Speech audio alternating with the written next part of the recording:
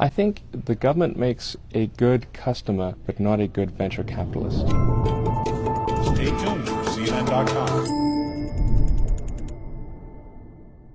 When you dream about space businesses, what do you see as possible 5 years from now, 10 years from now, 15 years from now, as viable space businesses that it's hard for us to see because they're not there? You have the obvious existing business of satellites of one kind or another, which I think with an improvement in space transportation costs will enjoy an increase in the business, but modest. And then I think you've got space tourism or space adventure, whatever you want to call it.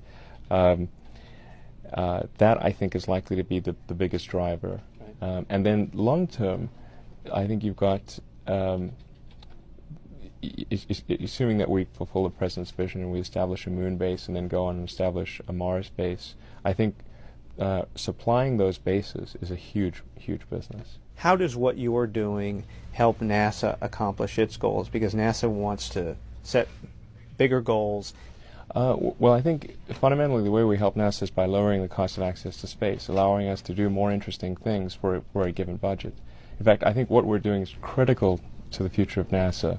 At the current prices that NASA pays for space transportation, I don't think we'll be able to achieve anything interesting in space. As far as business, You would occasionally do a job for them.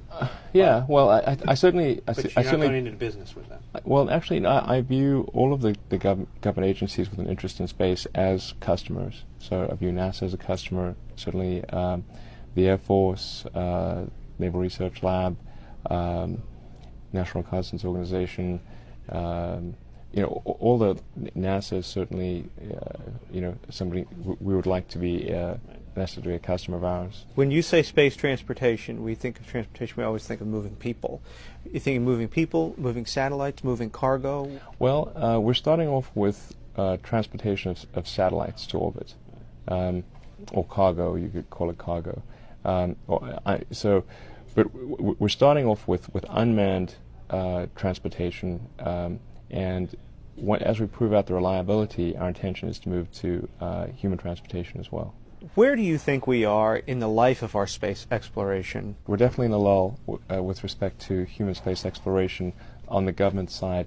However, what I think we're beginning to see is the dawn of a new era of space exploration, but one that is driven by commercial companies as much, if not more, than by government.